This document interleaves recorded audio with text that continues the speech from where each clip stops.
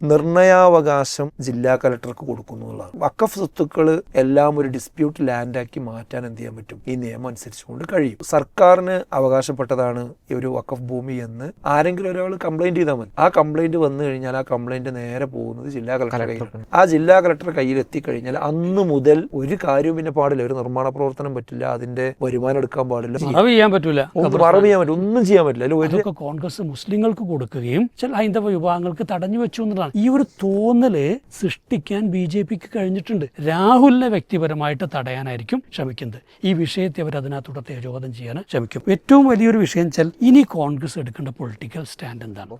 വഖഫാണ്. നമ്മൾ ഒന്നിലധികം തവണ, ഒരുപാട് തവണ ഇവിടെ ഈ ഒരു സ്പോട്ട് ലൈറ്റിൽ നമ്മൾ ചർച്ച ചെയ്തൊരു വിഷയമാണ്. വഖഫ് വിഷയം നമുക്കറിയാം.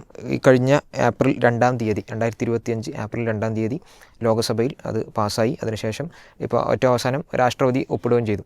അങ്ങനെ വഖഫ് ബില്ല് ഒരു ആക്റ്റായി മാറിയിരിക്കുകയാണ് നമ്മുടെ രാജ്യത്ത്. അപ്പോൾ ഈ ഒരു സന്ദർഭത്തിൽ പിന്നെ വലിയ രീതിയിലുള്ള 12 മണിക്കൂറിലധികം നീണ്ടു നിൽക്കുന്ന ഒരു മാരത്തൺ ചർച്ചയാണ് പാർലമെൻറ്റിൽ ഈ വിഷയവുമായി ബന്ധപ്പെട്ട് ഉണ്ടായിരുന്നത്. അതിൽ പിന്നെ തൃണമൂൽ കോൺഗ്രസിൻ്റെ MP മഹുവ മൊയ്ത്ര പറഞ്ഞൊരു വാചകം ഇങ്ങനെയാണ്: വഖഫ് ബില്ല് യഥാർത്ഥത്തിൽ ഇന്ത്യൻ മുസ്ലിങ്ങളോട് പറയുന്നത് you are not an equal citizen of India, no your place, your rights and not same as ours. അതായത് നിങ്ങൾ മുസ്ലിങ്ങളാണെങ്കിൽ നിങ്ങൾ ഞങ്ങളെപ്പോലെയുള്ള, അത് ബാക്കിയുള്ളവരെ പോലെയുള്ള ഒരു സിറ്റിസൺ അല്ല എന്നുള്ളതാണ് ഇത് പറയാതെ പറഞ്ഞു വെക്കുന്നത് എന്നുള്ളതാണ്. ഈ ട്വിറ്ററിൽ വന്നിട്ടുള്ള, എക്സിൽ വന്നിട്ടുള്ള മറ്റൊരു പ്രതികരണം ഇങ്ങനെയാണ്: ഇന്ത്യൻ പാർലമെൻറ്റ് രാത്രി 1 മണിക്ക് ഫംഗ്ഷൻ ചെയ്യുകയാണ്. എന്തിനു വേണ്ടി? അത് ടാക്സ് കുറക്കണം എന്നുള്ള വിഷയത്തിലല്ല, അൺഎംപ്ലോയ്മെൻറ്റ്, ഇവിടെ തൊഴിലില്ലായ്മയുമായി ബന്ധപ്പെട്ട വിഷയത്തിലല്ല, വുമൺ സേഫ്റ്റിയുമായി. ഇവിടെ 18 മിനിറ്റിൽ ഒരു സ്ത്രീ റേപ്പ് ചെയ്യപ്പെടുന്നു എന്നാണ് ഇന്ത്യയിലെ കണക്ക്. അപ്പോൾ ആലോചിച്ച് നോക്കണം. അത് പിന്നെ ഇവിടെ റിപ്പോർട്ട് ചെയ്യുന്നത് മാത്രമാണ്. ഇപ്പോൾ റിപ്പോർട്ട് ചെയ്യാത്ത എത്ര ഉണ്ടാവും നമുക്കറിയാം. അതിനെക്കുറിച്ചല്ല. ഹെൽത്ത് ആൻഡ് എഡ്യൂക്കേഷനുമായി ബന്ധപ്പെട്ടല്ല, മണിപ്പൂരിനെ കുറിച്ചല്ല. മറിച്ച് അവരെന്തിനാണ് ഈ 1 മണിക്കൂർ ചർച്ച ചെയ്യുന്നത്? ഇവിടെയുള്ള മുസ്ലിങ്ങളെ രക്ഷിക്കാൻ, കേട്ടോ, മുസ്ലിങ്ങളെ രക്ഷിക്കാൻ എന്ന് പറഞ്ഞുകൊണ്ടുള്ള വഖഫ് ബില്ല് പിന്നെ അതുമായി ബന്ധപ്പെട്ടാണ് രാത്രി 1 മണിക്ക് ഇന്ത്യൻ പാർലമെൻറ്റ് ചർച്ച ചെയ്യുന്നത് എന്നുള്ളത്. പിന്നെ അങ്ങനെയുള്ള പ്രതികരണവും കാര്യങ്ങളൊക്കെ കാണാൻ പറ്റും. ഇപ്പം വഖഫ് ഇപ്പോൾ ആക്റ്റായിരിക്കുകയാണ്. നമ്മുടെ പ്രതികരണം എന്താണ്? യെസ്, വഖഫ് ബില്ല് എന്ന് ഇനി പറയാൻ പറ്റില്ലല്ലോ, അത് ആക്റ്റായി മാറി. Unified Waqf management empowerment efficiency and development, Umeed, ഇതാണ് ഇപ്പോൾ അതിൻ്റെ പേര്. അറബി ഉമീദ് എന്ന് പറഞ്ഞാൽ ഹിന്ദിയിൽ അതിന് എന്താ അർത്ഥം? പ്രതീക്ഷ എന്ന്. ഓക്കെയാണ്, ഒരു പ്രതീക്ഷയുള്ള, ആർക്കുള്ള പ്രതീക്ഷയാണെന്ന് അറിയില്ല. എന്തായിരുന്നാലും മുസ്ലിങ്ങൾക്ക് അതിലൊരു പ്രതീക്ഷയില്ല. അപ്പോൾ ഇത് നടപ്പാക്കിയ ആളുകൾക്ക് അവർ ഉദ്ദേശിക്കുന്ന ചില പ്രതീക്ഷകളുണ്ടാവും. അത് നേടാന്നല്ലാതെ വേറെ അതുകൊണ്ടൊന്നും ഉണ്ടാവില്ല. നമ്മൾ സാധാരണ പ്രയോഗിക്കാറുള്ളൊരു പ്രയോഗം ഉണ്ടല്ലോ, ഒരു വെടിക്ക് 2 പക്ഷി. ഇത് ഒരു വെടിക്ക് പല പക്ഷികളാണ് ഈ പിന്നെ വഖഫ് ബില്ല് പാസ്സായതോടുകൂടി സംഭവിക്കുന്നത്. അതൊന്നെന്താണെന്ന് വെച്ചാൽ അവർ കുറേ കാലങ്ങളായിട്ട് അവരുടെ ഇന്നർ സർക്കിളിൽ കൊടുക്കുന്ന ഒരു കാര്യമാണെന്ത്, ഇവിടെയുള്ള വഖഫ് സ്വത്തുക്കളൊക്കെ നമ്മൾ എന്ത് ചെയ്യും, അതൊക്കെ നമ്മുടെ വരുതി കൊണ്ടുവരും എന്നുള്ളത് അവരുടെ ഉള്ളിൽ അവർ എന്നോ കൊടുത്തുകൊണ്ടിരിക്കുന്ന ഒരു സംഗതിയാണ്. അപ്പോൾ അവരുടെ സമൂഹത്തിന് ഒരു മെസ്സേജ്, ഇതാ നമ്മൾ ഭരണത്തിൽ കയറി 2ാമത്തെ ടേം വന്നു, ആ ടേമിൽ എന്ത് ചെയ്തു, ഓരോന്നിങ്ങനെ നടപ്പാക്കിക്കൊണ്ടിരിക്കുകയാണ്. ഇതാ അപ്പോൾ വഖഫ് ബില്ല് എന്ത് ചെയ്തു, പിന്നെ പരിഷ്കരിച്ചു. ഇത് റീലുകളായിട്ടൊക്കെ വരുന്നുണ്ട്. നമ്മുടെ ഇവിടെയുള്ള അമിത്ഷായും ആൾക്കാരൊക്കെ അവിടെ ഇങ്ങനെ ഘോരം പ്രസംഗിച്ച് അവസാനം ഇങ്ങനത്തെ വിജയശ്രീലായി പുറത്തു വരുന്നു രാത്രി 2 മണിക്കൊക്കെ. അത്രയും ഞങ്ങൾക്ക് വേണ്ടി പണിയെടുത്തു എന്നുള്ളത്. അപ്പോൾ ആ ഒരു വികാരമാണ് ഒന്ന്. രണ്ടാമത്തത് എന്താണെന്ന് വെച്ചാൽ ഇത് ഈ വഖഫ് സ്വത്തുക്കൾ കയ്യേറുക എന്നത്, അതിന് ചില ആളുകൾക്ക് അതിന് പിന്നെ വഴി തുറന്നു കൊടുക്കുക എന്നുള്ളത് ഇവരുടെ ലക്ഷ്യമായിരുന്നു. അതും ഇതിലൂടെ എന്ത് ചെയ്യുന്നുണ്ട്, നടപ്പാകുന്നുണ്ട്. പിന്നെ മറ്റൊന്ന്, ഇവിടെയുള്ള പിന്നെ ക്രിസ്ത്യൻസിനെയും അതേപോലെ തന്നെ മുസ്ലിംസിനെയും തമ്മിൽ തെറ്റിക്കുക, നേരത്തെ നമ്മൾ പറഞ്ഞതിൻ്റെ ബാക്കി. അതിനു കൂടെ എന്ത് ചെയ്യാൻ പറ്റും, ഈ വിഷയം ചെയ്യാൻ പറ്റും. അത് പ്രത്യേകിച്ച് കേരളം ലക്ഷ്യം വെച്ചുകൊണ്ട്, കേരളം അവരുടെ ലക്ഷ്യമാണ്. അതുകൊണ്ടാണ് മുനമ്പം വിഷയം പാർലമെൻറ്റിൽ തന്നെ ഈ കിരൺ റിജ്ജു ഇത് അവതരിപ്പിക്കുന്ന സമയത്ത് പ്രത്യേകം മുനമ്പത്തെ എടുത്തു വെച്ച് സംസാരിച്ചതൊക്കെ ഈ ലക്ഷ്യം വെച്ചുകൊണ്ട് തന്നെയാണ്. പിന്നെ മറ്റൊന്നെന്താ വെച്ചാൽ, ഭരണപരമായിട്ടുള്ള ഒരുപാട് പരാജയം മൂടിവെക്കാൻ നേരത്തെ പറഞ്ഞതുപോലെ ഇതിലൂടെ സാധിക്കുന്നുണ്ട്. അതുപോലെ തന്നെ ചർച്ച വഴിതിരിച്ചു വിടാൻ കഴിയുന്നുണ്ട്. പിന്നെ മണിപ്പൂരുമായി ബന്ധപ്പെട്ടുകൊണ്ട് ഒരു പിന്നെ രാഷ്ട്രപതി ഭരണം പിന്നെ തീരുമാനിക്കുന്നത് പാർലമെൻറ്റിൻ്റെ ചർച്ചയോടുകൂടി ആയിരിക്കണം എന്നുള്ളതാണ് വ്യവസ്ഥ. അപ്പോൾ അത് ചർച്ച ഒരു നല്ല പിന്നെ സ്വസ്ഥമായിട്ട് ആ ചർച്ച നടന്നു കഴിഞ്ഞാൽ അവിടെ പ്രശ്നം വരും. അപ്പോൾ ഇത് 1:59 ആണ് എന്ത് ചെയ്യുന്നത്, ഈ വഖഫ് ചർച്ച അവസാനിച്ച് ഉടനെ 1 മിനിറ്റ് കഴിഞ്ഞ ഉടനെയാണ് എന്ത് ചെയ്യുന്നത്, ഈ മണിപ്പൂരിൻ്റെ വിഷയം എടുക്കുന്നത്. എടുത്തിട്ട് പിന്നെ പെട്ടെന്ന് പാസ്സാക്കി പോണത്. അപ്പോൾ അതിലൂടെ എന്തായി, ഒരു ഭാഗത്ത് ക്രിസ്ത്യൻസിന് എന്തോ ഒരു വലിയ സൗകര്യം ചെയ്തു കൊടുത്തു എന്നൊരു പ്രതീതി ഉണ്ടാക്കുകയും മറുഭാഗത്ത് അവരുടെ തലമണ്ടക്കടിക്കുന്ന ഒരു നിയമം അവിടെ പാസ്സാക്കി എടുക്കും, ഒരു പ്രൊസീജിയർ അവിടെ എന്ത് ചെയ്തു, നടപ്പാക്കുകയും ചെയ്തു. അപ്പോൾ ഞാൻ പറയുന്നത് ഇങ്ങനെ ഒരുപാട് കാര്യം. ഇപ്പോൾ ഇന്നത്തെ വാർത്ത എന്താ, പിന്നെ പെട്രോളിന് വില കൂടി, പാചകവാതത്തിന് വില കൂടി. അപ്പോൾ ഇങ്ങനെയുള്ള കാര്യങ്ങളൊക്കെ എന്ത് ചെയ്യുന്നുണ്ട്, എൻ്റെ വഴിയെ പോകുന്നുണ്ട്. അപ്പോൾ ഇതൊക്കെ മണ്ണിട്ട് മൂടാൻ പറ്റിയ ഒരു സാധനമാണെന്ത്, ഈ വഖഫ് ബില്ല് ചർച്ചയാവുന്നു എന്നുള്ളത്. അപ്പോൾ അങ്ങനെ ഒരു പക്ഷിയല്ല, 2 പക്ഷിയല്ല, പല പക്ഷികൾ കിട്ടുന്ന ഒരു ഏർപ്പാടാണ്. അതാണിപ്പോൾ ഇതിൽ നടന്നുകൊണ്ടിരിക്കുന്നത്.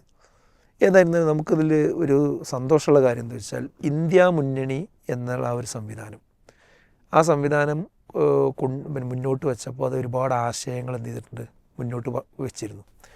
ആ ആശയം ഒന്ന് ശരിക്ക് പിന്നെ പ്രകടമായൊരു ദിവസമായിരുന്നു അന്നത്തെ രാത്രി എന്ന് പറയുന്നത്. ഇന്ത്യ മുന്നണിയുടെ ഒരു രൂപീകരണത്തിൻ്റെ ലക്ഷ്യം നടപ്പായി എന്ന് പറയാവുന്നൊരു ദിവസമാണ്. കാരണം ഈ പ്രതിപക്ഷ നിരയിലെ മുഴുവൻ എംപിമാരെയും ഈ വഖഫ് ബില്ലിന് എതിരിൽ അണിനിരത്താൻ അതിൻ്റെ നേതൃത്വത്തിന്, ലീഡർഷിപ്പിന്, പ്രത്യേകിച്ച് കോൺഗ്രസിൻ്റെ ലീഡർഷിപ്പിന് സാധിച്ചു എന്നത് ഒരു ചെറിയ കാര്യമല്ല. കാരണം 50 സീറ്റ് മാത്രം ഉണ്ടായിരുന്ന പ്രതിപക്ഷം ഒരു പ്രതിപക്ഷ നേതാവ് പോലും ഇല്ലാത്ത ഒരു സാഹചര്യത്തിൽ നിന്ന് ഇപ്രാവശ്യം എന്തായി, ശക്തമായ പ്രതിപക്ഷമായി വന്നു, പ്രതിപക്ഷ നേതാവുണ്ടായി. പിന്നെ ഇവിടെ ചർച്ച നടത്തേണ്ടി വന്നു. ആ ചർച്ച 8 മണിക്കൂർ നിശ്ചയിച്ച ചർച്ച 12 മണിക്കൂറും കഴിഞ്ഞ് പോകേണ്ടി വന്നു. അങ്ങനെ വളരെ പ്രക്ഷുബ്ധമായൊരു സാഹചര്യമാണ് ഉണ്ടായി. 2 മണിക്കൂർ മുമ്പാണ് ഈ ബില്ല് ഇഷ്യൂ എന്നുള്ള വിവരം എന്ത് ചെയ്യുന്നത്, മെമ്പർമാർക്ക് കൊടുക്കുന്നത്. എന്നിട്ട് അവരോട് പറയണത് അമെൻമെൻറ്റുകൾ 1 മണിക്കൂറിനുള്ളിൽ എന്ത് ചെയ്യണം, ഇത്ര സമയത്തിനുള്ളിൽ എഴുതി കൊടുക്കണം. അത് ഇത്രയും പോകുന്ന ബില്ല് ഒന്ന് വായിച്ച് തീർക്കണമെങ്കിൽ തന്നെ എത്ര സമയം വേണം? അത് വായിച്ച് തീർത്ത് അതിൽ നിന്ന് അമെൻമെൻറ്റ് പിന്നെ ക്രോസ് ചെയ്യേണ്ട സംഗതികൾ എഴുതി അതതിൻ്റെ പ്രൊസീജിയർ പ്രകാരം സമർപ്പിക്കുക എന്ന് പറയുമ്പോൾ എത്ര സമയം വേണം? എന്നാലും നമ്മളെ എംപിമാരെന്ത് ചെയ്തു, ഹോംവർക്ക് നേരത്തെ ചെയ്ത് വെച്ച ഹോംവർക്ക് ഉണ്ടാവാം, അതോടൊപ്പം തന്നെ ബില്ല് കിട്ടുമ്പോഴല്ലേ അതിനോട് ശരിക്കും റിയാക്ട് ചെയ്യാൻ കഴിയുള്ളൂ. ബില്ല് എന്താണെന്ന് അപ്പോൾ കിട്ടുമ്പോഴല്ലേ അറിയുള്ളൂ. അത് ചെയ്തു കൊടുത്തു. അതിൽ കുറേ ആളുകളുടെ വീഡിയോസൊക്കെ എന്ത് ചെയ്തിട്ടുണ്ട് നന്നായിട്ട്. ഇപ്പോൾ പിന്നെ ETയുടെ, ജോൺ ബ്രിട്ടാസിൻ്റെ, അങ്ങനെ ഒരുപാട് ആളുകളുടെ പിന്നെ വീഡിയോസൊക്കെ വന്നു. അതുപോലെ പിന്നെ വേണുഗോപാലിൻ്റെ ഒക്കെ വന്നു. അതിൽ വേണ്ടത്ര ശ്രദ്ധ പിന്നെ പതിയാതെ പോയ ഒരാളാരെച്ചാൽ NK പ്രേമചന്ദ്രനാണ്. അദ്ദേഹം ശരിക്കും ഒരു ഹാർഡ് വർക്ക് ഇതിൽ ചെയ്തിട്ടുണ്ട്. അതായത് ഏകദേശം ആ ചുരുങ്ങിയ സമയം കൊണ്ട് ഒരു 10ഓളം അമെൻമെൻറ്റ് അദ്ദേഹം ചെയ്തിട്ടുണ്ട്, അവിടെ അവതരിപ്പിച്ചിട്ടുണ്ട്. ആ 10ഓളം അമെൻമെൻറ്റിൽ ഒക്കെ ഇങ്ങനെ പാസ്സാക്കി ഇതാക്കി പോകുന്നതിൻ്റെ ഇടയിൽ ഒന്നും അദ്ദേഹം സ്റ്റിക്ക് ഓൺ ചെയ്തു. അതായത് ഈ വഖഫ് ബോർഡിൽ പിന്നെ മുസ്ലിങ്ങൾ നിർബന്ധമാണ് എന്ന് പറയുന്ന ഓപ്ഷൻ ഉണ്ടല്ലോ, അതെടുത്ത് ഒഴിവാക്കണം എന്നുള്ളത് അദ്ദേഹം കുറച്ചുകൂടെ എന്ത് ചെയ്തു, പിന്നെ സ്പീക്കറോട് ആവശ്യപ്പെട്ടു. അതിൽ പ്രത്യേക വോട്ടെടുപ്പിനും കാര്യങ്ങൾക്കൊക്കെ അഭ്യർത്ഥിക്കുന്നൊരവസ്ഥയൊക്കെ ഉണ്ടായി. അപ്പോൾ ഇവിടെ നമ്മൾ മനസ്സിലാക്കേണ്ട ഒരു കാര്യം എന്താ വെച്ചാൽ, ഒരു വഖഫ് ഭേദഗതി നിയമം അവിടെ വരുമ്പോൾ, പ്രത്യേകിച്ച് മുസ്ലിം കമ്മ്യൂണിറ്റിനെ ബാധിക്കുന്ന ഒരു വിഷയം വരുമ്പോൾ, അത് ഭരണഘടനാപരമായ ഇഷ്യൂ ആയി എടുത്തുകൊണ്ട് പിന്നെ NK പ്രേമചന്ദ്രൻ എന്ന് പറയുന്ന MP അതിനു വേണ്ടി യുദ്ധം ചെയ്തു എന്ന് പറയുമ്പോൾ ഒരു ചെറിയ കാര്യമില്ല, സന്ദേശമല്ല കൊടുക്കുന്നത്. അതുപോലെ ഒരുപാട് എംപിമാർ. അപ്പോൾ ആ എംപിമാരെല്ലാവരെയും ഇന്ത്യ സഖ്യത്തിന് ഒറ്റ പ്ലാറ്റ്ഫോമിൽ അണിനിരത്താൻ സാധിച്ചു എന്നത് ഇനി ഭാവിയിൽ വരാനിരിക്കുന്ന ഒരു വലിയ ശുഭസൂചകമാണ് എന്ന കാര്യത്തിൽ യാതൊരു തർക്കമല്ല. അതാണ് ഒന്ന്. മറ്റൊന്ന്, നേരത്തെ ഞാൻ പറഞ്ഞ പോലെ ഇതിൽ ക്രൈസ്തവർ ശരിക്കും കബളിപ്പിക്കപ്പെട്ടിട്ടുണ്ട്. അപ്പോൾ അതിൽ നേരത്തെ നമ്മൾ ഈഴവരെ കാര്യം പറഞ്ഞ പോലെ സഭാമേലധ്യക്ഷന്മാരൊക്കെ ഇതിനെ പിന്തുണക്കണമെന്ന് പറഞ്ഞ് പിന്നെ കോൺഗ്രസിൻ്റെ എംപിമാർക്കൊക്കെ വിപ്പ് കൊടുക്കുന്ന സാഹചര്യമൊക്കെ ഉണ്ടാകുന്ന അവസ്ഥ ഉണ്ടായി. പക്ഷേ അവരെ യഥാർത്ഥത്തിൽ ഇത് കാണിച്ചു കൊടുത്തിട്ട് പിന്നെ നമ്മളൊരു പിന്നെ കഴുതൻ്റെ പുറത്ത് പോകുന്ന ഒരാളെ കഥ പറയാറുണ്ടല്ലോ, പുല്ല് കെട്ടിത്തൂക്കിയിട്ട്, അതായത് വെടിൻ്റെ തലപ്പത്ത് പുല്ല് കെട്ടിത്തൂക്കിയിട്ട് പിന്നെ കഴുതനങ്ങനെ നടത്തി, കഴുതങ്ങനെ നടക്കും, പുല്ലുണ്ടാവും, പക്ഷെ പുല്ലൊരിക്കലും എന്ത് ചെയ്യില്ല, തിന്നാൻ കിട്ടൂല. അതേപോലെ ഈ വഖഫ് ബില്ല് മുന്നിൽ തൂക്കിയിട്ട് ഇതുകൊണ്ട് നിങ്ങൾ മുനമ്പത്തിൻ്റെ പ്രശ്നം എന്തെയും പരിഹരിക്കുമെന്നും പറഞ്ഞിട്ട് കൊണ്ടുപോവാണ്. യഥാർത്ഥത്തിൽ അത് പരിഹരിക്കില്ല എന്നുള്ളത് എല്ലാവർക്കും അറിയാം. കാരണം ഈ കിരൺ റിജിജു അവതരിപ്പിക്കുമ്പോൾ തന്നെ പറഞ്ഞു, ഇതിന് മുൻകാല പ്രാബല്യമില്ലാത്ത ബില്ലാണിത്, നിയമമാണിത്. അപ്പോൾ മുൻകാല പ്രാബല്യമുള്ള പ്രശ്നമാണെന്ത്, മുനമ്പത്തെ വിഷയം. മുനമ്പം വിഷയം ഇതിലേക്ക് കൊണ്ടുവന്നുകൊണ്ട് പരിഹരിക്കാൻ കഴിയില്ലത്. അങ്ങനെ ഉണ്ടെങ്കിൽ തന്നെ അതിൽ ഓപ്ഷനും ഇല്ല, അതിൽ ആ നിലക്കുള്ള ഓപ്ഷനും ഇല്ല. അപ്പോൾ അതറിഞ്ഞുകൊണ്ട് വെറുതെ കബളിപ്പിക്കപ്പെട്ട ഒരു സമൂഹം, അത് ഏതായിരുന്നാലും ആ സമുദായത്തിന് എന്ത് ചെയ്യും, അത് മനസ്സിലാവും. പിന്നെ മാത്രമല്ല, ഞാൻ നേരത്തെ പറഞ്ഞ പോലെ അന്ന് രാത്രി എന്ത് ചെയ്തു, മണിപ്പൂരുമായി ബന്ധപ്പെട്ട വിഷയത്തിൽ വളരെ ചുളിവിൽ എന്ത് ചെയ്തു, ആ പ്രൊസീജിയർ അവർ എടുക്കുകയും ചെയ്തു. പിന്നെ അതിൻ്റെ തുടർച്ചയാണല്ലോ പിന്നെ ഓർഗനൈസറിൽ എന്ത് വന്നു, ലേഖനം വന്നു. എന്ത് ഏറ്റവും കൂടുതൽ വഖഫ് സ്വത്തുള്ളത് പിന്നെ വഖഫ് ബോർഡിൻ്റെ കയ്യിലല്ല, യഥാർത്ഥത്തിൽ ഇവരുടെ കയ്യിലാണ്, ക്രിസ്ത്യൻ സമൂഹത്തിൻ്റെ കയ്യിലാണെന്ന് പറഞ്ഞുകൊണ്ട് അതിൻ്റെ കണക്കും കാര്യങ്ങളൊക്കെ വന്നു. പിന്നെ വിവാദമായപ്പോൾ എന്ത് ചെയ്തു, കേരളത്തിൽ നിന്ന് പോയ സമ്മർദ്ദമായിരിക്കും, സാധനം പിൻവലിച്ചാലും അങ്ങനെ സത്യം അവിടെ പറഞ്ഞു എന്നുള്ളത് എന്താണ് പിന്നെ നമ്മളെ മുമ്പിലുണ്ടല്ലോ. അപ്പോൾ അവർക്ക് ഇവർ എതിരാണ് എന്നുള്ള കാര്യത്തിൽ യാതൊരു തർക്കമല്ല. ഇനി വരാൻ പോണ സംഭവം എന്താണെന്ന് വെച്ചാൽ, ഇനി ഇപ്പോൾ കോൺഗ്രസ് ഈ വിഷയത്തിൽ പിന്നെ സ്റ്റാൻഡായി നിൽക്കുന്നുണ്ട്. അതായത് ഇവിടെ ഇവർക്ക് ഈ മുനമ്പത്ത് എന്ത് ചെയ്യണം, അവർക്ക് ആരെയും കുടിയിറക്കാൻ പാടില്ല എന്നുള്ള നിലപാടെടുത്തിട്ടുണ്ട്. മുസ്ലിം ലീഗ് എടുത്തിട്ടുണ്ട്. മുസ്ലിം ലീഗ് ഇപ്പം ഇന്ന് കോടതിയിലടക്കം ആ വിഷയത്തിൽ പിന്നെ മൂവ് ചെയ്തിട്ടുണ്ട്. പിന്നെ സർക്കാർ ഇപ്പോൾ ജുഡീഷ്യൽ കമ്മീഷൻ ഉണ്ടാക്കി, അത് ഒരു പ്രാവശ്യം ഹൈക്കോടതി അത് പിന്നെ ഇല്ലാതെയാക്കി. ഇന്ന് സിംഗിൾ ബെഞ്ച് എന്ത് ചെയ്തിട്ടുണ്ട്, അതിന് രണ്ടാമത് മുന്നോട്ട് പോകാനുള്ള അനുവാദം ഡിവിഷൻ ബെഞ്ച് അനുവാദം കൊടുത്തിട്ടുണ്ട്. അപ്പോൾ ഇതെല്ലാം കൂടെ കൂടിയിട്ട് ഇനി അതിൽ പിന്നെ ഇവരവിടെ കുടിയിറക്കരുത് എന്നുള്ള സമീപനം കേരള ഗവൺമെൻറ്റും പ്രഖ്യാപിച്ചിട്ടുണ്ട്, കോൺഗ്രസും പ്രഖ്യാപിച്ചിട്ടുണ്ട്, ഇവിടുത്തെ UDF സംവിധാനമൊക്കെ പ്രഖ്യാപിച്ചിട്ടുണ്ട്. അപ്പോൾ ഇനി അവരുടെ ശ്രമഫലമായിട്ട് ഇതിന് സെറ്റിൽമെൻറ്റും കാര്യങ്ങളൊക്കെ ഉണ്ടായി വന്നാൽ പോലും ഈ ബില്ല് പാസ്സായതുകൊണ്ടാണ് ഇത് ശരിയായത് എന്നാണ് എന്ത് ചെയ്യുക, ഇവിടെ പ്രചരിപ്പിക്കപ്പെടുക. ഇനി അങ്ങനത്തെ ഒരു കെണിയാണ് വരാൻ പോകുന്നത്. അതായത് ഈ വഖഫ് ബില്ലുകൊണ്ട് ഇത് ശരിയാകുമെന്ന് ഇപ്പോൾ ഇവർ വിശ്വസിച്ചല്ലോ. ഇവർ വിശ്വസിച്ചു പറഞ്ഞാൽ ക്രൈസ്തവ സമുദായത്തിലെ പിന്നെ മഹാഭൂരിപക്ഷ ആൾക്കാർ വിശ്വസിച്ചു എന്ന് എനിക്ക് അഭിപ്രായമല്ല. അവരൊക്കെ ചിന്തിക്കുന്ന ആളുകൾക്ക് അവർക്ക് മനസ്സിലാവും. പക്ഷേ ചില മേലധ്യക്ഷന്മാർ വിശ്വസിച്ചല്ലോ. ആ വിശ്വസിച്ച ആളുകൾക്ക് ഇനി ഈ ബില്ലിൻ്റെ ഈ നിയമത്തിൻ്റെ ഒരൊത്താശയില്ലാതെ ഇത് പിന്നെ ശരിയായി കിട്ടിയാലും ഇവിടുത്തെ കേരള ഗവൺമെൻറ്റും പ്രതിപക്ഷം ഒരുമിച്ച് നിന്നുകൊണ്ട് അത് പിന്നെ ശരിയാക്കിയെടുത്താൽ അതിൻ്റെ ക്രെഡിറ്റ് ആർക്ക് പോവും, ഈ ബില്ല് പിന്നെ നിയമത്തിലേക്ക് പോകുന്നൊരവസ്ഥ ഉണ്ടായത്. അതിപ്പോൾ തന്നെ ആളുകൾ എന്ത് ചെയ്യേണ്ടതുണ്ട്, ബോധവൽക്കരിച്ച് പോകണം എന്നാണ് എൻ്റെ ഒരഭിപ്രായം. അപ്പോൾ ക്രൈസ്തവർ ഇതിൽ എന്ത് ചെയ്തിട്ടുണ്ട്, ശരിക്ക് വഞ്ചിക്കപ്പെട്ടിട്ടുണ്ട് എന്നുള്ളത് ഒരു വസ്തുതയാണ്. അതുവരെ തിരിച്ചറിയണം എന്നാണ് നമുക്ക് പറയാനുള്ളത്. പിന്നെ ഈ നിയമത്തെ നമ്മൾ എന്തുകൊണ്ട് എതിർക്കുന്നു എന്ന് ചോദിച്ചാൽ അതിന് ഒരുപാട് കാരണമുണ്ട്. ഇവിടെ വിശദീകരിക്കേണ്ടതില്ല, എല്ലാവർക്കും പറയുന്നതാണ്. ഇതിൽ പ്രധാനപ്പെട്ട എന്താ വെച്ചാൽ ഇതിൻ്റെ നിർണയാവകാശം ജില്ലാ കലക്ടർക്ക് കൊടുക്കുന്നു എന്നുള്ളതാണ്. അതായത് വഖഫ് സ്വത്തുക്കൾ എല്ലാം ഒരു ഡിസ്പ്യൂട്ട് ലാൻഡാക്കി മാറ്റാൻ എന്ത് ചെയ്യാൻ പറ്റും, ഈ നിയമം അനുസരിച്ചുകൊണ്ട് കഴിയും. ഇപ്പോൾ സർക്കാരിന് അവകാശപ്പെട്ടതാണ് ഈ ഒരു വഖഫ് ഭൂമി എന്ന് ആരെങ്കിലും ഒരാൾ കംപ്ലയിൻറ്റ് ചെയ്താൽ മതി. ആ കംപ്ലയിൻറ്റ് വന്നു കഴിഞ്ഞാൽ ആ കംപ്ലയിൻറ്റ് നേരെ പോകുന്നത് ജില്ലാ കളക്ടറുടെ കയ്യിൽ. ആ ജില്ലാ കളക്ടർ കയ്യിലെത്തിക്കഴിഞ്ഞാൽ അന്ന് മുതൽ അതിൽ ഒരു കാര്യവും പിന്നെ പാടില്ല. ഒരു നിർമ്മാണ പ്രവർത്തനം പറ്റില്ല, അതിൻ്റെ വരുമാനം എടുക്കാൻ പാടില്ല, ഒന്നും ചെയ്യാൻ പാടില്ല. ഡെഡായി കിടക്കുകയാണ് ചെയ്യാൻ പറ്റില്ല, മറവ് ചെയ്യാൻ പറ്റില്ല, ഒന്നും ചെയ്യാൻ പറ്റില്ല. അതിൽ ഒരു ആക്ഷനും പിന്നെ പറ്റില്ല. അപ്പോൾ അങ്ങനെ ഇവിടുത്തെ ഭൂമികളൊക്കെ ഡെഡാക്കി കിടത്താൻ എത്ര എളുപ്പമുണ്ട്. ഒരു പരാതി കൊടുക്കാൻ ഇവിടെ വേറെ തന്നെ സംവിധാനം നേരത്തെ റെഡിയാക്കി വെച്ചിട്ടുണ്ടാവുമല്ലോ. ഒരു ഭാഗത്തേക്ക് പരാതി കൊടുക്കാൻ ആൾക്കാർ റെഡിയാക്കിയിട്ടാണല്ലോ ഇപ്പോൾ ഈ നിയമം ചുട്ടെടുക്കുന്നത്.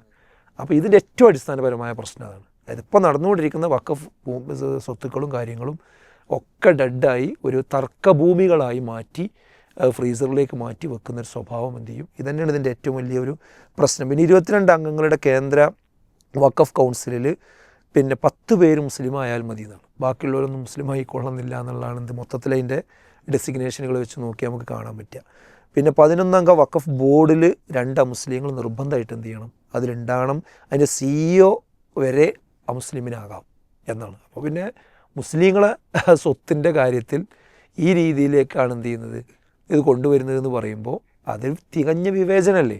ഇവിടെ ദേവസ്വം ബോർഡിൻ്റെ സ്വത്തുക്കളുണ്ട്, അതുപോലെ തന്നെ മറ്റു വിഭാഗങ്ങൾക്ക് സ്വത്തുക്കളുണ്ട്. അതിലൊന്നും എന്ത് ചെയ്യണില്ല, മറ്റു മതസ്ഥരയിൽ എടുത്തിട്ടില്ലല്ലോ, എടുക്കണമെന്ന് ആരും പറയണില്ലല്ലോ.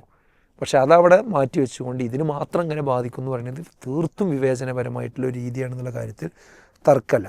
പിന്നെ ആരെങ്കിലും വഖഫ് ഭൂമി കയ്യേറിയാൽ 2 വർഷത്തെ കഠിന തടവാണ് നേരത്തെ നിയമത്തിലുണ്ടായിരുന്നത്. ഇപ്പം എന്തായെന്ന് വെച്ചാൽ അത് 2 വർഷത്തെ കേവല തടവാക്കി മാറ്റി.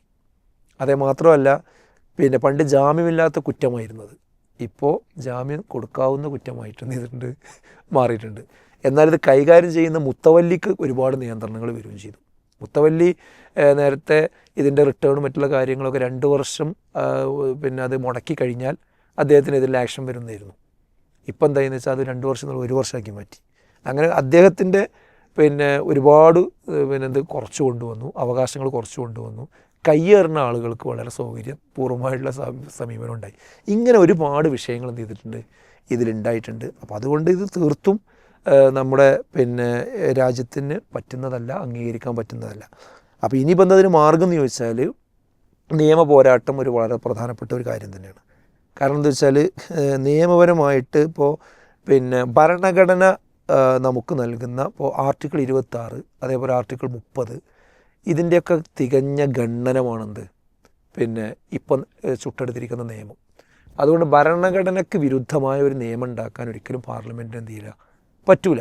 അതുകൊണ്ട് അത് സുപ്രീം കോടതിയിൽ നമ്മളത് ചോദ്യം ചെയ്ത് കഴിഞ്ഞാൽ അത് റദ്ദ് ചെയ്യപ്പെടാൻ സാധ്യതയുണ്ട് എന്ന് തന്നെയാണ് നമ്മുടെ മുൻകാല ചരിത്രം നമുക്ക് ബോധ്യപ്പെടുത്തുന്നത്. ഇപ്പോൾ ഉദാഹരണം പറഞ്ഞാൽ ഇപ്പോൾ 42ാമത് ഭരണഘടനാ ഭേദഗതി 1976 അത് ഭാഗികമായിട്ട് റദ്ദാക്കുന്ന സാഹചര്യം ചെയ്തിട്ടുണ്ട്, ഉണ്ടായിട്ടുണ്ട്. സുപ്രീം കോടതി ഇടപെട്ടുകൊണ്ട്, കാരണം ഭരണഘടനയ്ക്ക് എതിരാണെന്ന് പറഞ്ഞിട്ട് സംഭവിച്ചിട്ടുണ്ട്.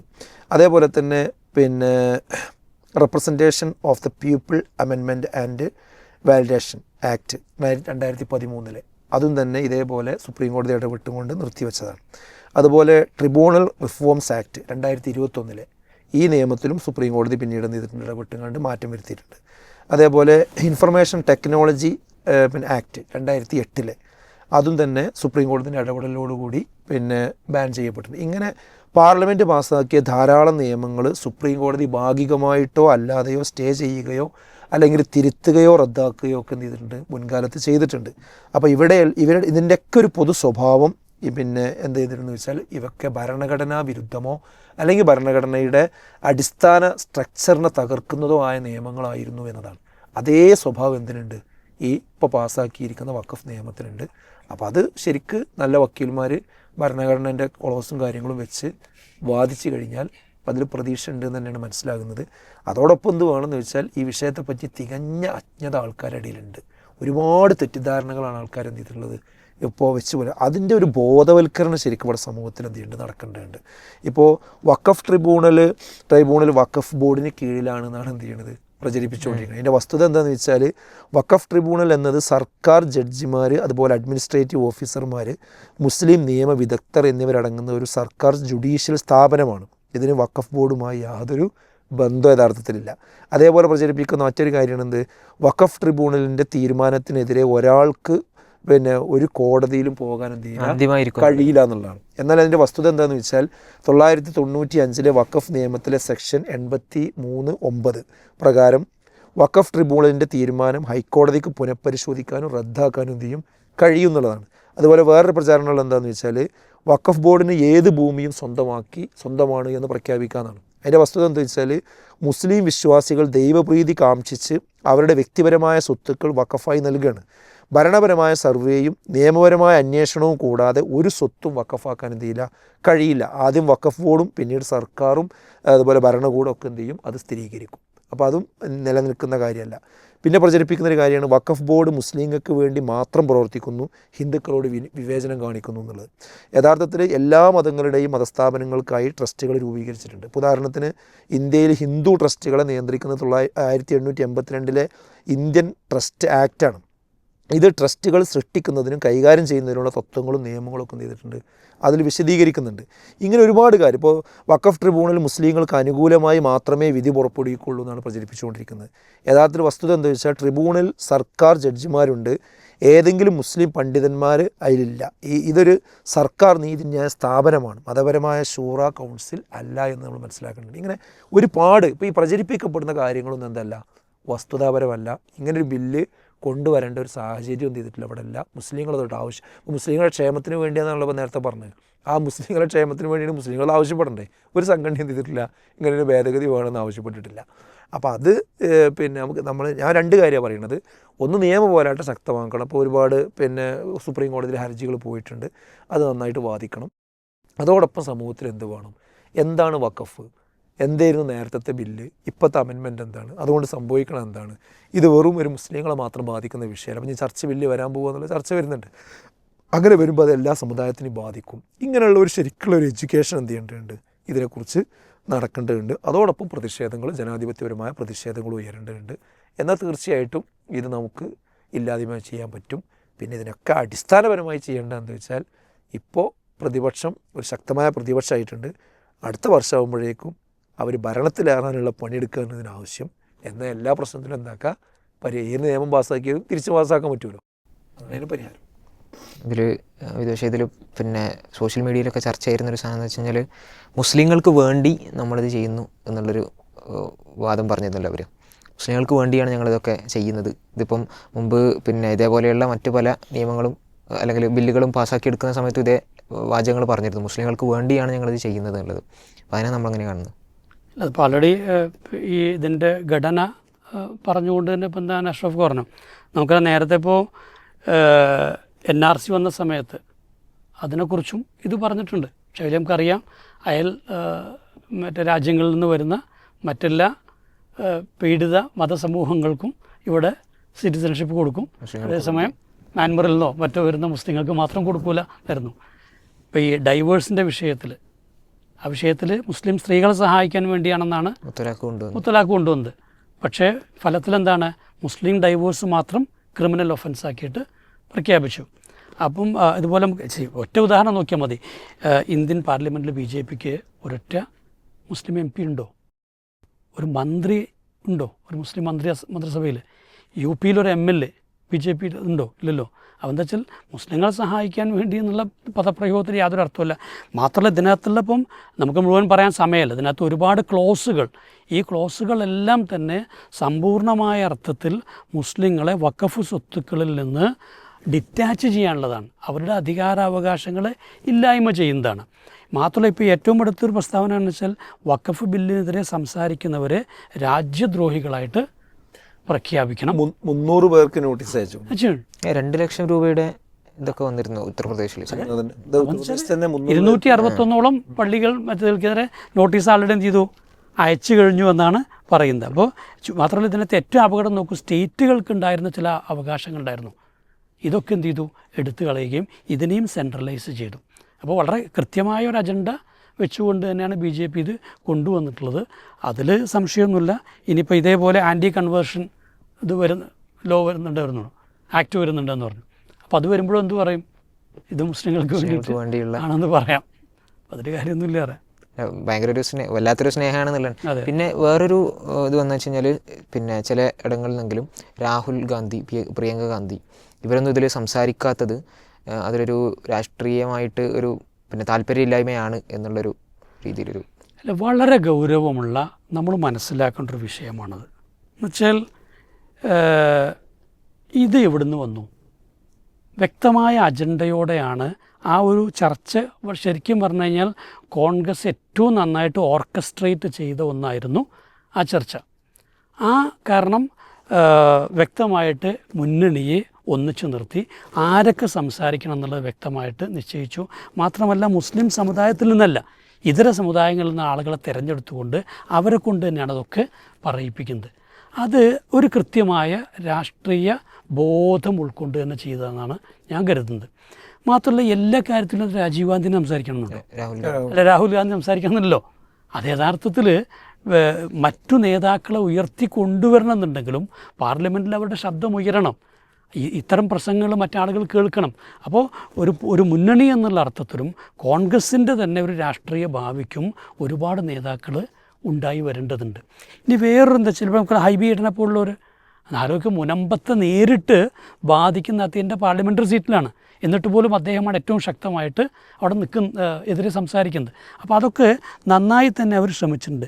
പക്ഷേ ഇതിനേക്കാൾ വലിയ ഒരു വിഷയം കോൺഗ്രസ്സിലെടുത്ത് അല്ലെങ്കിൽ മുന്നണി എടുത്തൊരു സ്റ്റാൻഡ് എന്താ വെച്ചാൽ, ഇതൊരു മുസ്ലിം പ്രശ്നമല്ല എന്നുള്ളതാണ്, ഇതൊരു ഭരണഘടനാപരമായ പ്രശ്നമാണെന്നുള്ളതാണ്. അത് മുസ്ലിങ്ങൾ മനസ്സിലാക്കണം. മുസ്ലിങ്ങൾ ഇതിനൊരു വൈകാരിക വിഷയമായി മാത്രം കണ്ട് ഞങ്ങൾ വയനാട്ടിൽ 4 ലക്ഷം വോട്ട് കൊടുത്ത് മറ്റേ ജയിപ്പിച്ച പ്രിയങ്ക ഗാന്ധി അന്ന് എന്ത് ചെയ്തു, വിദേശത്തേക്ക് പോയി എന്നൊക്കെ പറയുമ്പോൾ ആ വോട്ട് ചെയ്തത് മുസ്ലിങ്ങൾക്ക് വേണ്ടി സംസാരിക്കാനാണ് എന്ന് തെറ്റിദ്ധരിക്കുന്നത് തന്നെ ശരിയല്ല.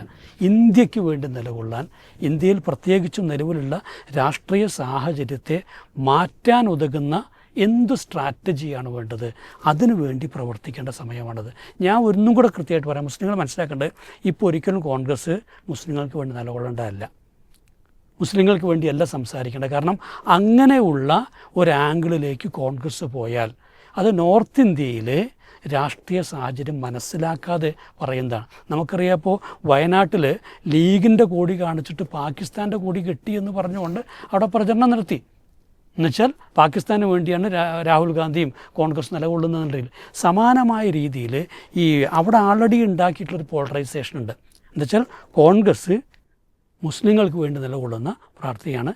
ഇതുവരെ തങ്ങൾക്ക് ലഭിക്കേണ്ടിയിരുന്ന പലതും ലഭിക്കാതെ പോയത് അതൊക്കെ കോൺഗ്രസ് മുസ്ലിങ്ങൾക്ക് കൊടുക്കുകയും മറ്റിതര ചില ഹൈന്ദവ വിഭാഗങ്ങൾക്ക് തടഞ്ഞു വെച്ചു എന്നുള്ളതാണ്.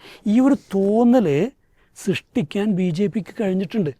സ്വാഭാവികമായും ഇത്തരമൊരു കാര്യത്തിൽ പ്രത്യേകിച്ചും രാഹുൽ ഗാന്ധി മുന്നോട്ട് വന്ന് സംസാരിക്കുമ്പോൾ ഈ ക്ലിപ്പ് മാത്രമായിരിക്കും അവർ ഉപയോഗിക്കുക. രണ്ടെന്താ വെച്ചാൽ രാഹുലിനെ വ്യക്തിപരമായിട്ട് തടയാനായിരിക്കും ശ്രമിക്കുന്നത്. ഈ വിഷയത്തെ അവർ അതിനകത്തൂടെ തേജോവധം ചെയ്യാൻ ശ്രമിക്കും. ഏറ്റവും വലിയൊരു വിഷയം വെച്ചാൽ ഇനി കോൺഗ്രസ് എടുക്കേണ്ട പൊളിറ്റിക്കൽ സ്റ്റാൻഡ് എന്താണ്? പൊളിറ്റിക്കൽ സ്ട്രാറ്റജി ഇല്ലാതെ മുന്നോട്ട് പോകാൻ പറ്റില്ല. അതുകൊണ്ട് തന്നെ കോൺഗ്രസിനെ സംബന്ധിച്ചോളം ഉയർത്തിക്കൊണ്ടുവരേണ്ട വിഷയങ്ങൾ ഒന്ന് തീർച്ചയായിട്ടും ഭരണഘടനയെ എങ്ങനെയൊക്കെയാണോ തേജോവധം ചെയ്യുന്നത്, അത് ഒരു ഇൻ്റലക്ച്വൽ വിഭാഗത്തിന് കാര്യങ്ങൾ മനസ്സിലാകുന്ന കുറേ കാര്യങ്ങളുണ്ട്. ഫെഡറലിസത്തെ എങ്ങനെയാണ് തകർക്കുന്നത്, അതുപോലെ തന്നെ എന്താ വെച്ചാൽ ഇപ്പം ഈ സ്റ്റേറ്റുകളുടെ അധികാരങ്ങൾ എങ്ങനെയാണ് കവർന്നെടുത്തുകൊണ്ടിരിക്കുന്നത്,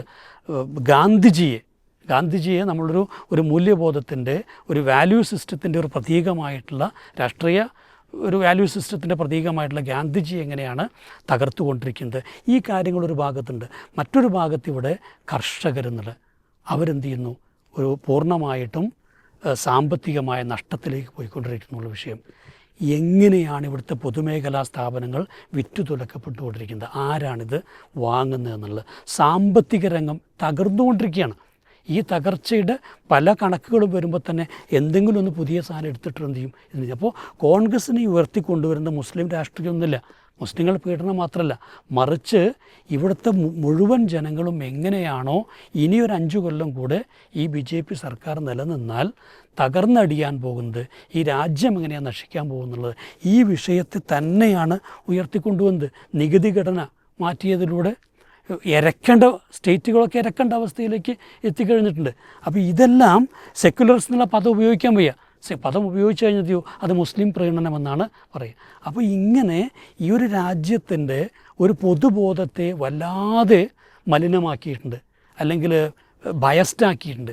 ഇതിനെ തിരുത്തണമെന്നുണ്ടെങ്കിൽ പൊതുജനത്തെ ബാധിക്കുന്ന വിഷയങ്ങൾ എടുത്ത് കൃത്യമായിട്ട് പഠിപ്പിക്കുന്ന രൂപത്തിൽ മുന്നോട്ട് വരണം. അപ്പോൾ അതുകൊണ്ട് തന്നെ കോൺഗ്രസ് ഏറ്റവും ശരിയായ രൂപത്തിലാണ് ഉന്നയിച്ചത്. അത് ഈ രാജ്യത്തെ ഭരണഘടനയുമായി ബന്ധപ്പെട്ട വിഷയമാണ്. ഭരണഘടനാ തത്വങ്ങൾക്ക് വിരുദ്ധമായിട്ടുള്ള ഒരു നിയമം പാസ്സാക്കാൻ ശ്രമിക്കുന്നു, അതുകൊണ്ട് തന്നെ അത് എതിർക്കുന്നെന്നാണ് പറഞ്ഞത്. അത് ഏറ്റവും നല്ലൊരു സ്റ്റാൻഡാണെന്ന് പറയുന്നത്. കാരണം ഇനിയും വരാനിരിക്കുന്ന ധാരാളം റൂളുകൾ ഇതെല്ലാം ഒരുപക്ഷെ ഭരണഘടനാ വിരുദ്ധം തന്നെ ആയിരിക്കും. നമുക്ക് സമയം പരിമിതമാണ്. പക്ഷേ ഒരൊറ്റ ചോദ്യം കൂടി അവസാനം, ഈ സഭ സഭയുടെ ഭാഗത്തു നിന്ന് ഇതിനെ പിന്തുണ ഉണ്ടായി എന്നുള്ള നിലക്കുള്ളൊരു പ്രചരണം ഉണ്ടല്ലോ, അപ്പോൾ അത് എങ്ങനെയാണ് നമ്മൾ ഇതൊരു മുനമ്പം ഇഷ്യൂ ഉള്ളത് കൊണ്ടാണോ അവർ അതിനെ സപ്പോർട്ട് ചെയ്തതെന്നുള്ളൊരു ജസ്റ്റ് ഒന്ന് പറയണം. 300 രൂപ റബ്ബറിനാക്കിയാൽ എന്ത് ചെയ്യും, ഞങ്ങൾ BJPക്ക് വോട്ട് ചെയ്യാമെന്ന് പണ്ട് സഭ പറഞ്ഞല്ലോ. ഇവിടെ നമ്മൾ മനസ്സിലാക്കുന്ന വെച്ചാൽ മുനമ്പം പ്രശ്നം ഇതിൻ്റെ മുൻപുണ്ടായതാണ്.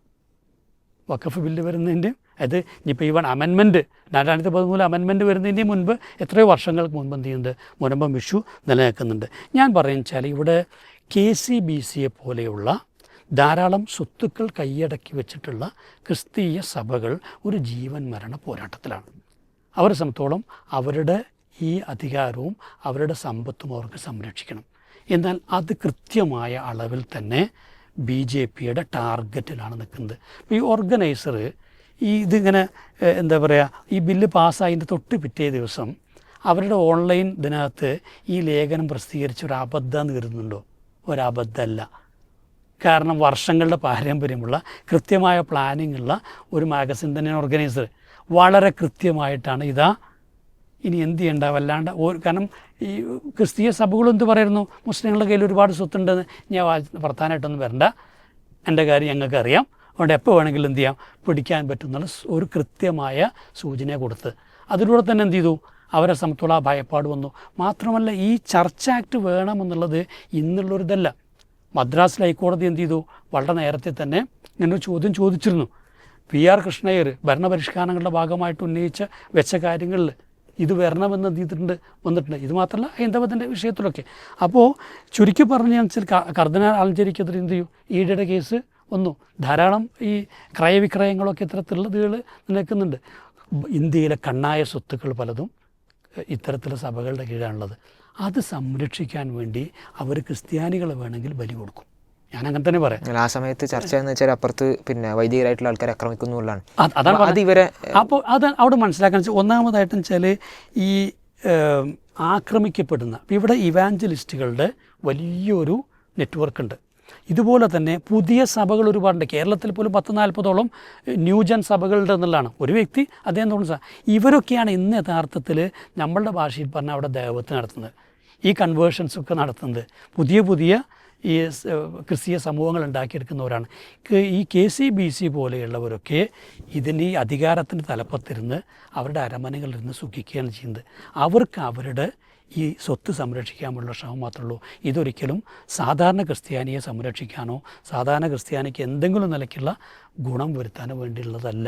അതുകൊണ്ട് തന്നെ മുനമ്പും ഇതിൻ്റെ ഒരു കേന്ദ്രബിന്ദുവല്ല. ഈ ഒരു സമയം ഉപയോഗിച്ചതിന് ഉപയോഗിച്ചു എന്ന് മാത്രമേ ഉള്ളൂ. എന്തായാലും ഒരു മിനിറ്റ് പിന്നെ കോൺഗ്രസിൻ്റെ വിഷയങ്ങൾ ഉയർത്തുന്നത് ഭരണഘടനാപരമായ ഒരു വിഷയമായി കണ്ടുകൊണ്ട് കാര്യങ്ങൾ കൈകാര്യം ചെയ്യുക എന്നുള്ളത് നല്ലൊരു സ്റ്റാൻഡാണ്. അതായത് ഒരു മുസ്ലിം വിഷയം എന്ന രീതിയിലേക്ക് എടുക്കുന്നതിന് പകരം ഒരു ഭരണഘടനാപരമായ വിഷയം എന്നുള്ള നിലക്ക് എടുക്കുന്ന ആ സ്റ്റാൻഡ് എടുത്ത് വളരെ കറക്റ്റാണ്. അതോടൊപ്പം നമ്മൾ വേറൊരു വീക്ഷണം കൂടി നമ്മളിതിൽ കണ്ടുപോകേണ്ടത് എന്താ വെച്ചാൽ ഇപ്പം മുസ്ലിങ്ങൾ നേരിടുന്ന ഒരു പ്രശ്നം, അത് തീർത്തും ന്യായമായൊരു വിഷയം. ആ വിഷയം കോൺഗ്രസ് ഉയർത്തിയാൽ അത് കോൺഗ്രസ്സിന് അതോടുകൂടി തെറ്റിദ്ധരിക്കുകയും അത് ഉത്തരേന്ത്യയിൽ പ്രശ്നങ്ങൾ ഉണ്ടാവുകയും ചെയ്യുന്നുള്ള ഒരു ക്ലൈമറ്റ് എന്നും നിലനിർത്തുന്നത് അത്ര നല്ലതല്ല. കാരണം എന്താണെന്ന് വെച്ചാൽ കോൺഗ്രസ് എന്ന് പറഞ്ഞാൽ അത് ഒരു സെക്കുലർ പാർട്ടിയാണ്. പക്ഷെ അതിൻ്റെ ലീഡേഴ്സ് മാറി വരുന്നതിനനുസരിച്ച് ആ സെക്കുലറിസത്തിൽ വെള്ളം ചേരാറുണ്ട് ഓരോ കാലഘട്ടത്തിലും.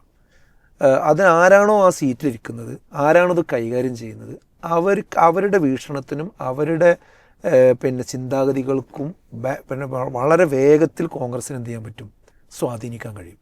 അപ്പോൾ നമ്മുടെ ബാബരി മസ്ജിദിൻ്റെ വിഷയം അവിടെ തകർന്നു പോയതിൻ്റെ കാലഘട്ടത്തിൽ നരസിംഹറാവുവിൻ്റെ മനസ്സ് എന്ന് പറയുന്നത് അതിന് ഏറ്റവും വലിയ തെളിവാണ്.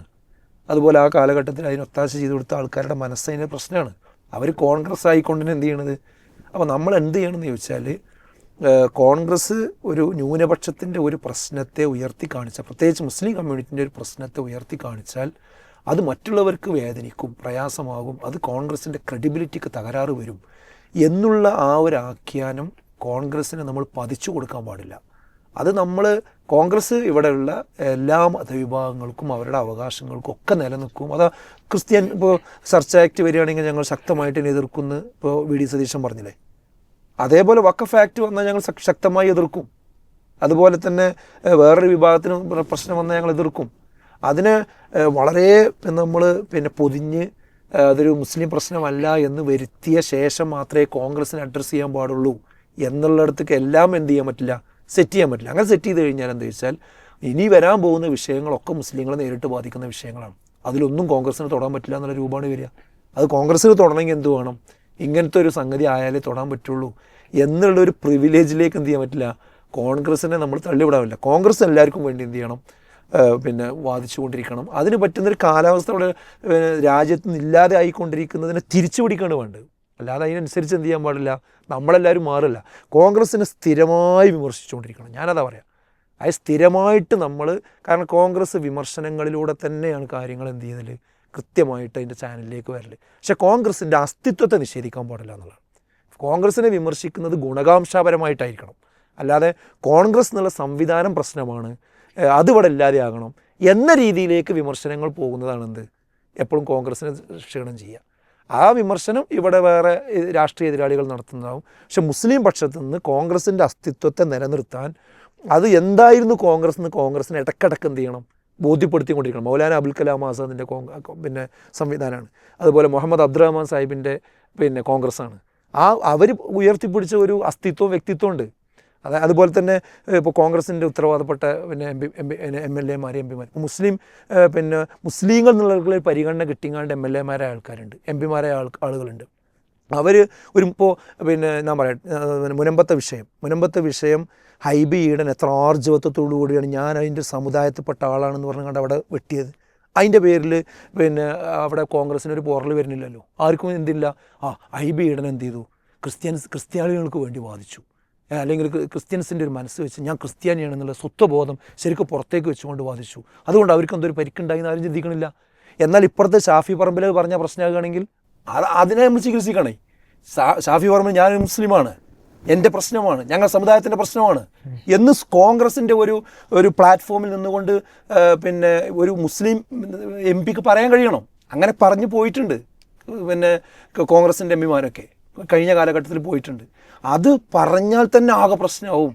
അപ്പോഴേക്ക് എന്ത് ചെയ്യും, കോൺഗ്രസിൻ്റെ ക്രെഡിബിലിറ്റി പോകും എന്ന രൂപത്തിലേക്ക് നമ്മൾ കാര്യങ്ങൾ അങ്ങനെ കോൺഗ്രസ്സിന് വകവെച്ചു കൊടുക്കാൻ പറ്റില്ല. പക്ഷേ വഖഫ് വിഷയം അവർ ഭരണഘടനാപരമായൊരു വിഷയമായി വളരെ മാതൃകാപരമായി അതിനെ അവതരിപ്പിച്ചു എന്നുള്ളത് ഓക്കെ. പക്ഷേ അതെല്ലായ്പ്പോഴും നമ്മൾ കോൺഗ്രസ്സിന് വകവെച്ച് കൊടുക്കേണ്ട ഒരു കാര്യമല്ല. കോൺഗ്രസ്സിന് എന്ത് ചെയ്യണം, അതിൽ മുഹമ്മദ് അബ്ദുറഹ്മാൻ സാഹിബിൻ്റെ EK മൗലവിയുടെയും അങ്ങനെയുള്ള ഒരുപാട് ആളുകൾ കോൺഗ്രസ്സുകാരായി മുസ്ലിം സ്വത്വം ശരിക്കും ഉയർത്തിക്കാണിച്ച് മുസ്ലിം വിഷയം കോസുകൾ പറഞ്ഞുകൊണ്ട് തന്നെ കോൺഗ്രസ്സിൽ നിന്നിട്ടുണ്ട്. അതുകൂടിയാണ് കോൺഗ്രസ് എന്ത് ചെയ്യേണ്ടതുണ്ട് ബോധ്യപ്പെടുത്തുന്നത്.